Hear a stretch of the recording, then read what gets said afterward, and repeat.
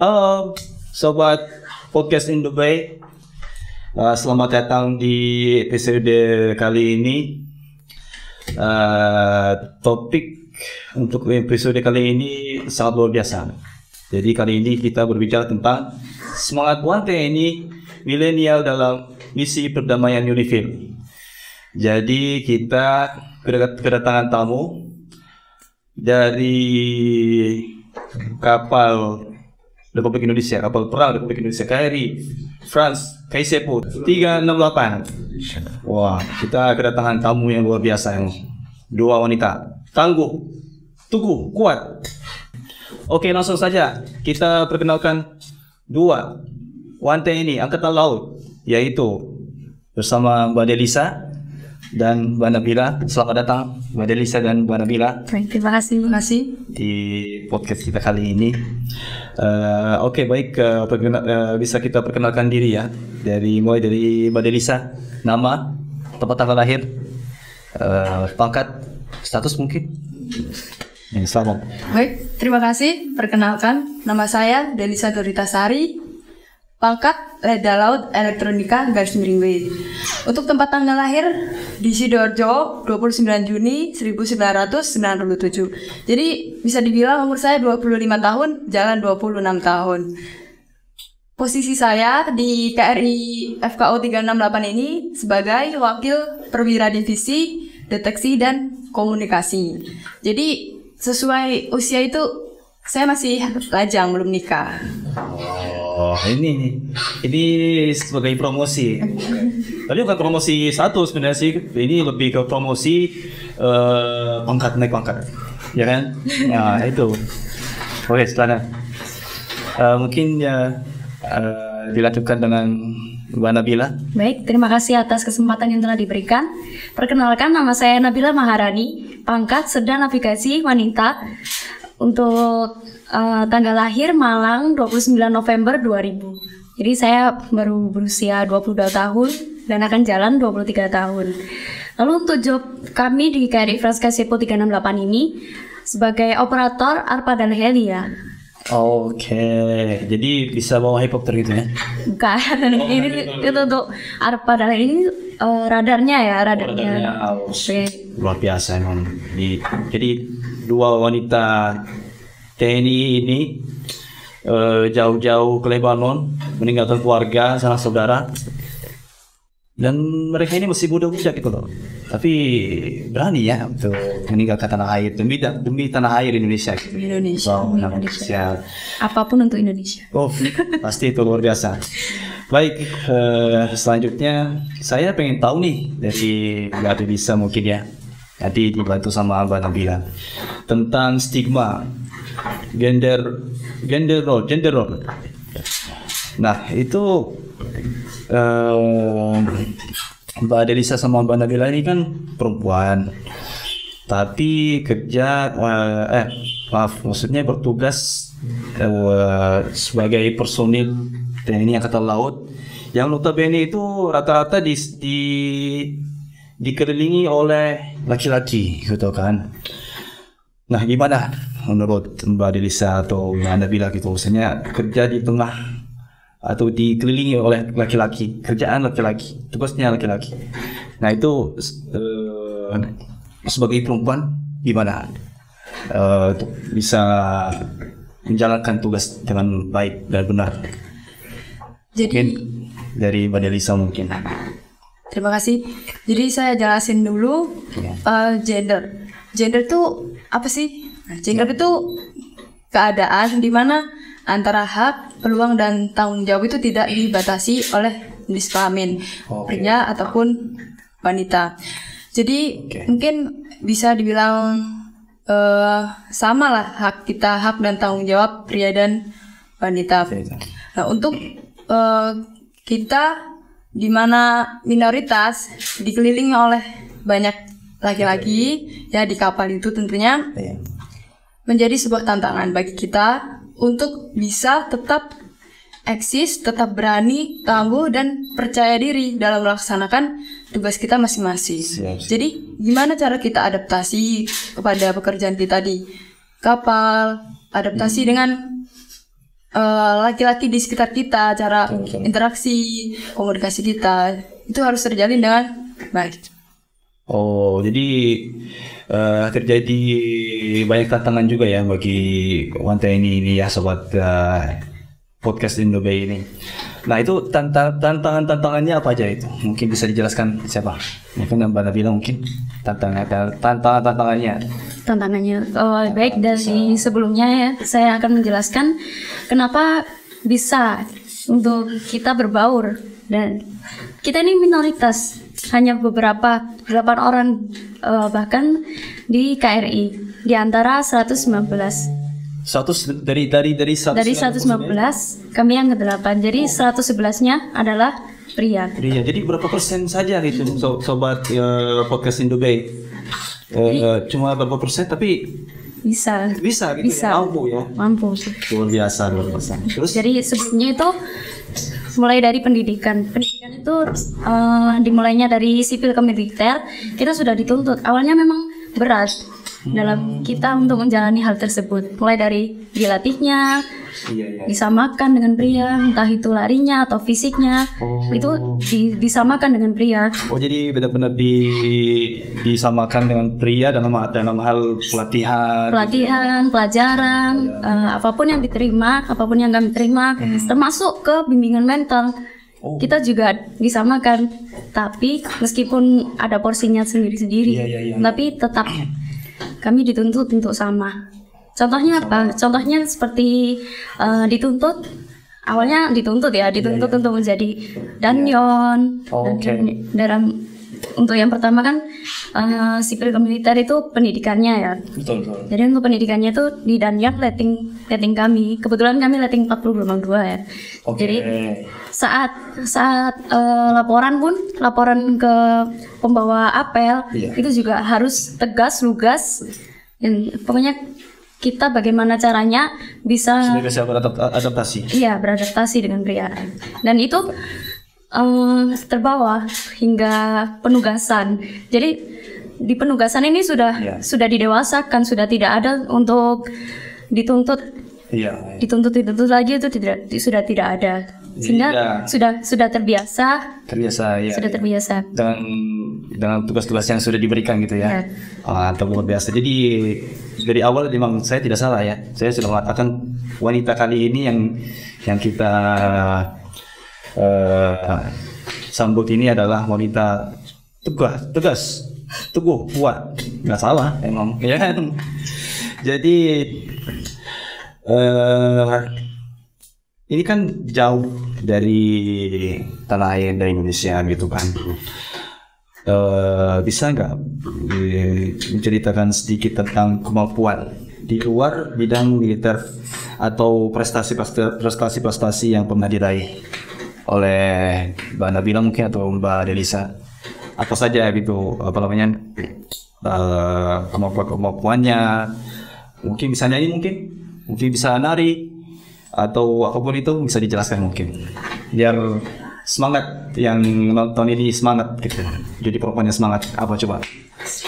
Baik, jadi di 8 orang wanita ini kami selain bisa mengerjakan pekerjaan kapal, kami juga bisa ada yang bela diri sampai tingkat provinsi. Ada yang ada yang renang gaya bebas, gaya kupu-kupu, itu juga tingkat provinsi. Ada yang karate. Lalu saya juga bisa berbahasa Jepang. Mau di ini? Boleh. Senang. Kenapa enggak, biar sobat podcast Indobay itu semangat menjadi wanita yang pinter, kuat. Gimana tuh? Hajimemashite, ohayo gozaimasu. Watashi no namae wa Nabila Maharani to moshimasu. Marangから来ました。Marang de umaremashita. 2000年11月29日にumaremashita. Dozo yoroshiku onegaishimasu. Jadi seperti itu. Terima kasih. Arigato. Itu perkenalan ya, masih perkenalan dalam berbahasa Jepang. Iya. Jadi luar biasa ya sobat podcast Indobay. Jadi Mbak Nabila ini selain jadi tentara, beliau itu mempunyai banyak kemampuan ternyata di luar bidang militernya. Ya itu salah satunya tadi bisa bahasa Jepang. Saya aja dia bisa bahasa Jepang, mau bahasa Indonesia saja. Nah, kalau saya bisa apa yang ngomong itu kemampuan di luar bidang kemiliteran. Jadi mungkin saya tambahkan setelah kemampuan-kemampuan tadi yang sudah disebutkan oleh rekan kami Serda Nabila, Iya. kita juga memiliki tugas dan tanggung jawab kita di bidang operasional di KRI. Jadi untuk kita tuh ada 8 orang, 2 orang perwira dan 6 bintara. Jadi masing-masing dari kita memiliki tugas dan tanggung jawab yang berbeda. Oke. Mungkin bisa saya sebutkan satu-satu biar kita bisa mengenal Boleh. 8 dari kita. Iya. Boleh. Ini yang pertama ada Leda Besti, rekan kami, perwira. Dia sebagai Wapadif SBA atau Wakil Perwira Divisi Senjata Bawah Air. Oke. Jadi dia tugasnya apa? Tugasnya saya ngejelasin ini biar gampangnya aja ya, biar bisa dipahami oleh ya rekan-rekan. Jadi dia membantu Kadif PBA, Kepala Divisi Peperangan Bawah Air dalam menjalankan tugasnya. Dalam hal ini dia sebagai pengawal Grizzly. Grizzly itu apa? Jadi itu peralatan yang digunakan untuk melaksanakan penembakan exocet. Jadi di kapal kita punya senjata. Nah, salah satunya exocet. Nah, Leda Besti ini yang mengawakin peralatan tersebut. Jadi yang bertanggung jawab gitu ya untuk melakukan operasi senjata tersebut itu beliau. Ya mungkin lebih ke operatornya. Operator. Ya sebagai operator. Oke. Itu Leda Besti. Untuk saya sendiri sebagai Wakil Perwira Divisi Deteksi dan Komunikasi. Di sini saya sebagai maintainer. Jadi maintenance. Saya menyiapkan peralatan mulai dari deteksi, peralatan komunikasi yang digunakan oleh operator-operator untuk melaksanakan tugasnya. Jadi tugas dan tanggung jawabnya berbeda. Jadi saya meyakinkan peralatan tersebut siap digunakan. Oke. Tidak ada masalah apapun. Kemudian rekan kami selanjutnya Serda Nabila di samping saya ini sebagai operator ARPA Dalheli. Jadi tugasnya apa sih?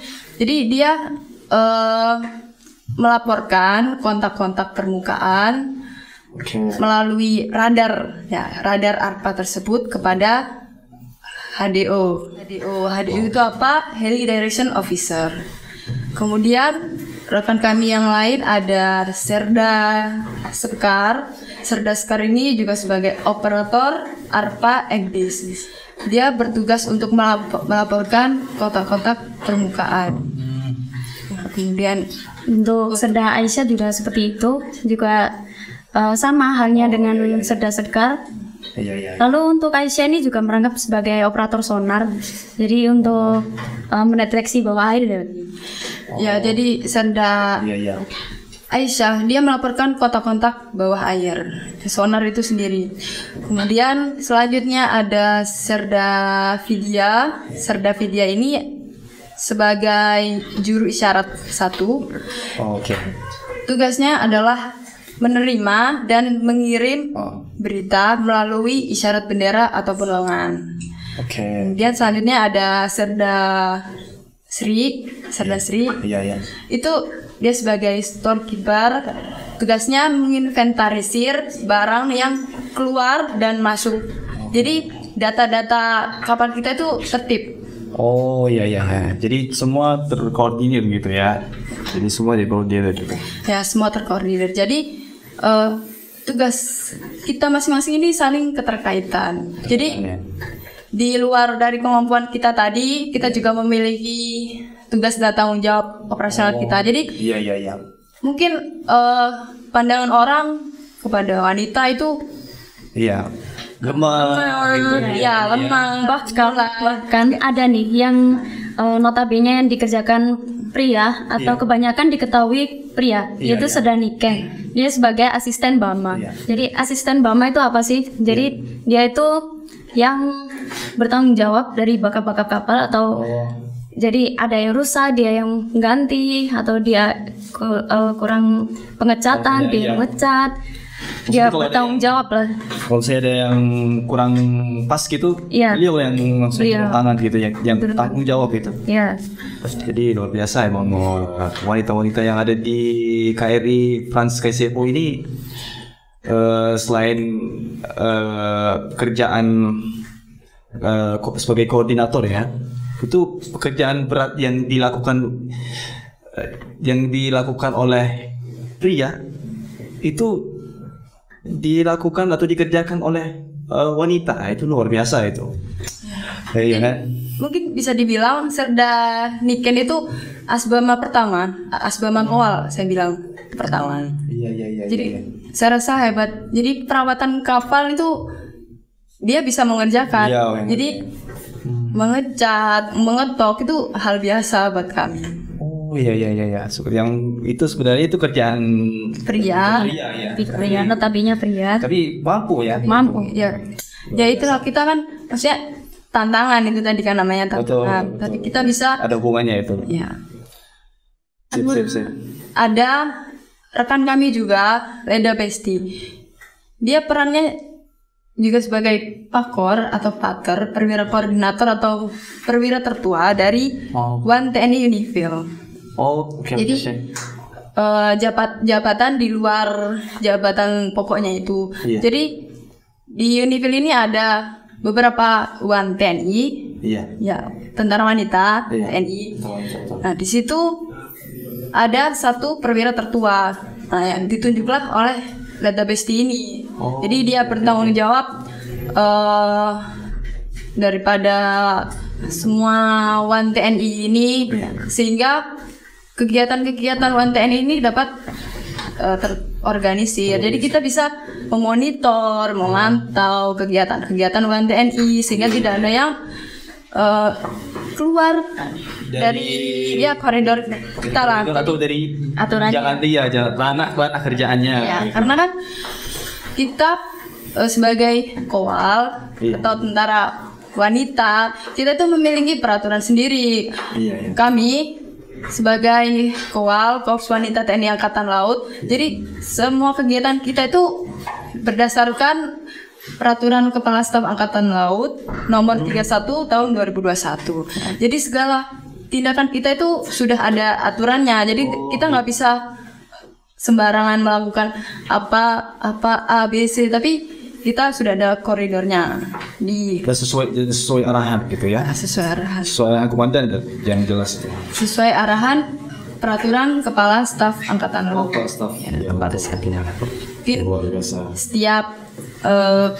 Setiap matra memiliki peraturannya sendiri-sendiri.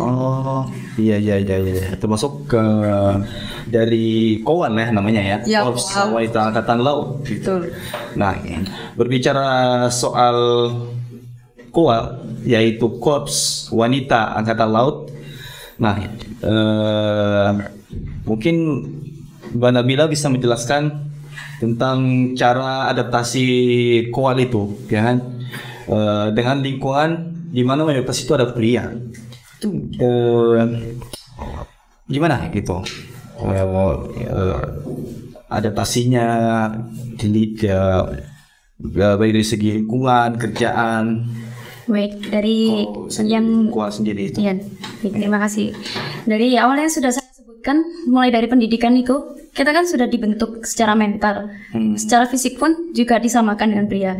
Jadi saat penugasan pun kita juga itu sudah hal yang biasa.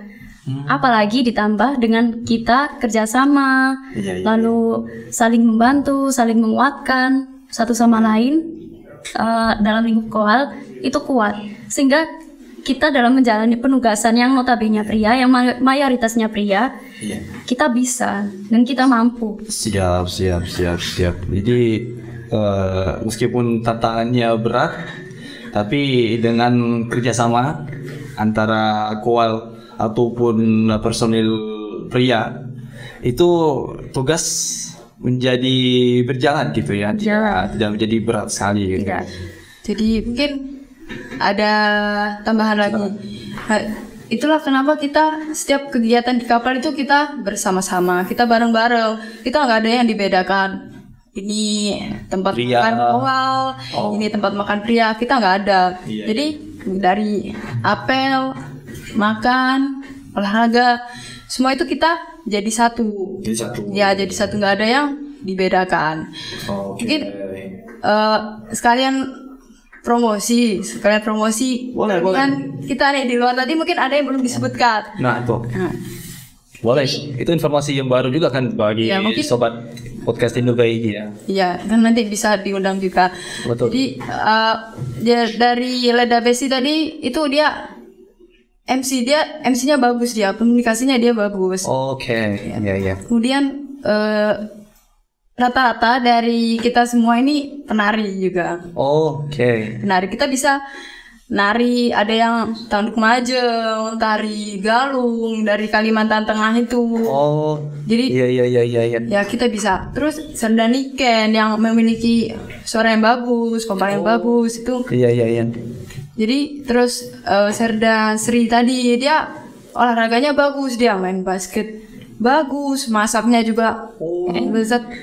Jadi ini masuknya di kategori kemampuan di luar bidang kemiliteran ya. Iya. Jadi banyak juga sobat podcast Indobayi banyak ternyata wanita ini, khususnya KOWAL ya, Korps Wanita Angkatan Laut ini yang memiliki berbagai kemampuan yang bisa disebutkan dengan kemampuan di luar kemiliteran, yaitu seperti tadi yang disampaikan oleh Mbak Dedisa. Jadi perempuan-perempuan di sini pinter nari, pinter nyanyi, pinter masak. Udah itu kemampuan di militer jangan diragukan gitu ya istilahnya. mantap. Oke. Jadi kita punya cara sendiri lah. Gimana cara kita biar gak mungkin jenuh atau apa. Kita kan banyak nih, kita 8 orang. Jadi kita biasanya saling bertukar pikiran, gimana baiknya, atau kadang kita mungkin nonton bareng atau sehingga Iya. kita yang notabene-nya main di mungkin perasaan lebih peka ya, lebih sensitif. Itu udah nggak menjadi dominan, jadi ya udah biasa aja gitu kan. Iya. Tapi ada beberapa juga kita melaksanakan pengarahan tentang manajemen stres atau regulasi emosi Iya. dari perwira psikologi kita tentang isolated, keadaan dimana kita berada di kan lingkup lingkup kapal dari itu saja. kapal, iya. Iya, apalagi kan saat belayar kan ya lingkup kapalnya itu saja, kita tidak bisa jalan-jalan kemana-mana. Pasti kan hanya di Psikologisnya itu iya istilahnya bermain juga ya di sini Main. ya, istilahnya kan. kemudian confine itu keadaan dimana kegiatan itu terus terulang. monoton. Nah, monoton. Ya, ada jadwalnya sendiri. Ada jadwalnya sendiri. Ya, dan itu rutin. Kemudian yang ekstrim, kadang di mana itu bagi kita itu baru, kayak misal cuaca di sini kita kan Betul. di Indonesia kan tropis, di sini kan ada 4 musim. Betul. Itu ekstrim lah menurut kita. Jadi cara kita adaptasi bagaimana itu di situ diatur bagaimana cara kita mengatur emosi kita, manajemen stres kita agar Iya. semuanya itu berjalan dengan lancar, pekerjaan kita berjalan dengan lancar, tugas kita berjalan dengan baik. Dan tidak terganggu gitu ya. Ya, dan- Karena alasan psikologis sendiri gitu. Mantap. Jadi dalam tantangan itu kita belajar fight or live. Jadi fight itu bagaimana caranya kita memecahkan tantangan itu. Iya, Jangan sampai kita live dan kita menyerah dalam tantangan itu. Fight or live. Ingat itu, sobat podcast Indubay. Fight or live. itu bisa dijadikan sebagai quote juga ya buat wanita-wanita yang menyaksikan podcast Indubai ini. Nah, Mungkin ada sedikit mundur lah ini, sedikit mundur. Waktu itu kita pernah kegiatan SAR kapal apa namanya, kapal penumpang ya, kapal penumpang di laut Mediterania, di mana kapal tersebut itu mayoritasnya wanita dan anak-anak. Di situ peran kita sebagai kowal umumnya wanita itu berperan penting terhadap wanita dan anak-anak, karena mungkin mereka lebih menerima pelayanan kita, tindakan kita ke mereka. Karena kan ya itu psikologinya kan wanita kan beda dengan pria. Lalu untuk yang kepekaan tadi yang disebutkan dengan Divisa kan juga lebih sinkron dari kita yang wanita juga. Penumpang tersebut juga wanita dan notabene anak-anak. betul.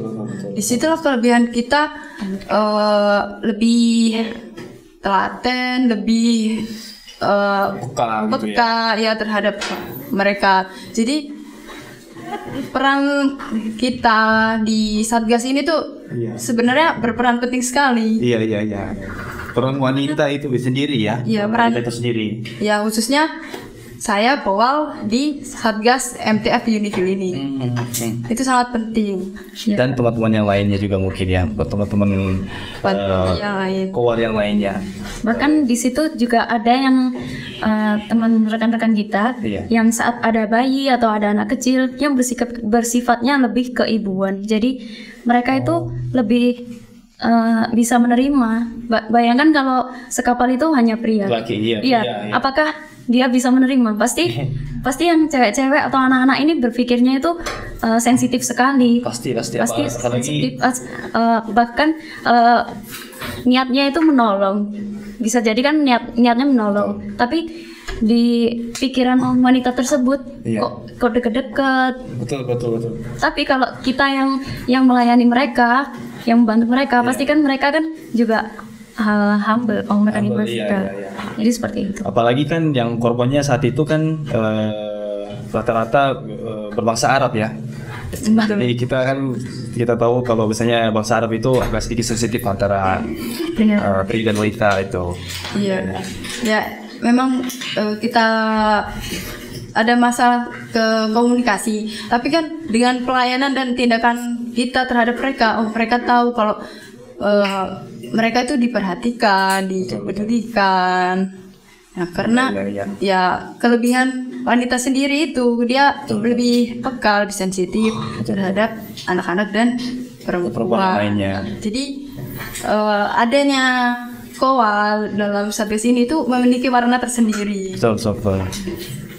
Baik dari segi bertugas secara militer maupun untuk ini ya, untuk membantu gitu. Kalau misalnya amit-amit terjadi musibah gitu ya.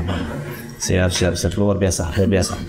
Baik, sobat podcast Indubai, sayang sekali waktu kita terbatas. Padahal topik kita kali ini emang seru ya, karena kedatangan tamu itu dari unsur kowal gitu, Korps Wanita Angkatan Laut yang notabene itu banyak pengalamannya gitu. Bahkan untuk satu episode pun tidak cukup gitu kan. Dan untuk episode berikutnya untuk ditayangkan dan menceritakan sedikit informasi tentang pengalamannya itu. Baik, Mbak Delisa dan Mbak Nabila, sebelum kita tutup podcast kali ini apa yang mau disampaikan? Maksudnya quote atau apapun itu, sepatah kata dari Mbak Delisa dan Mbak Nabila untuk sobat podcast Indubai. Mungkin dari saya, kita memang wanita, tapi kita harus berani, tangguh, dan percaya diri terhadap pekerjaan yang kita jalani sekarang. Tapi meskipun kita tentara, tapi kita tetap wanita, kodrat kita sebagai wanita. Jadi bagaimana cara kita mengatur posisi kita pada saat menjadi tentara atau pada saat menjadi istri, mungkin arti ibu kepada anak-anak dan suaminya. Kemudian saya harap adanya podcast ini sebagai wadah inspirasi bagi wanita-wanita ataupun wan TNI di sana agar tetap Semangat gitu. semangat, berani, tangguh, percaya diri sampai selesai melaksanakan tugasnya. Jadi saya ada sedikit promosi juga ini. Di sisi lain, saya juga membuat artikel. Oke. Nah, jadi kami semua kawan-kawan di Satgas MTM28N ini juga membuat artikel di mana di situ ada membahas peranan Kowal, kemudian kemampuan Kowal. Jadi keseharian kita selama Satgas ini tuh apa? Jadi semua itu tertuang di situ. Mungkin nanti akan diterbitkan atau apa, saya juga kurang tahu. Mungkin nanti Semoga saja. Jadi saya harap dengan adanya artikel yang kami buat itu dapat menjadikan inspirasi bagi para wanita di Indonesia untuk menorehkan prestasi di kancah militer. Siap. Berarti Kowal, wanita tangguh, kuat, tegas, dan berani. Wah, luar biasa. Mungkin dari sepatah kata mungkin dari Mbak Nabila. Baik. Singkat. Baik, dari perjalanan hidup yang telah saya lewati, saya ada quotes nih. Jadi, silakan. Apa itu? Orang yang terus belajar bukan berarti orang itu bodoh. Dan orang yang berhenti belajar bukan berarti orang itu pintar. Jadi maksudnya apa sih? Jadi ada orang yang terus belajar. Iya. Padahal dari kecil kita sudah diajarin untuk belajar. Iya. Mulai dari lahir, dari cara makan atau cara berjalan, sampai sekarang di usia tua kita juga belajar tentang job kita, job description kita. Betul. Sebagai apa itu kita pelajari, kita dalami. Dan orang yang berhenti belajar itu bukan berarti orang itu pintar. Bisa jadi orang itu pasrah dengan hidupnya. Jadi jangan berhenti untuk belajar. Jadi tetap semangat untuk belajar, mencari ilmu pengetahuan yang baru, begitu ya Bang Demian. Luar biasa. Baik, sobat podcast Indobay, sayang sekali waktu kita terbatas. Namun episode kali kita ini sangat padat dengan informasi ya, khususnya dari Mbak Delisa dan Mbak Nabila ini, baik dari informasi tentang kemiliteran, informasi tentang kemampuan, bahkan tentang kewanitaan. Luar biasa sekali. Baik, Mbak Delisa dan Mbak Nabila, terima kasih banyak sekali lagi atas kehadirannya di podcast Indobay kita ini. Semoga kita bisa ketemu di lain waktu, dan semoga kita bisa datangkan lagi. Amin. Semoga diundang lagi di episode selanjutnya. Dan lebih banyak informasi yang kita berikan. Ya, Betul. ya. Lebih banyak lagi nih inspirasi untuk wanita-wanita di luar. Tidak hanya untuk wanita yang TNI. Nah, iya, itu memang khusus untuk apa? Khusus untuk wanita-wanita Indonesia, dimanapun kalian berada. Begitu. Baik, terima kasih sekali lagi. Sampai jumpa lagi di lain episode. Jangan lupa untuk subscribe, Like and share. share. Garuda. Gerak.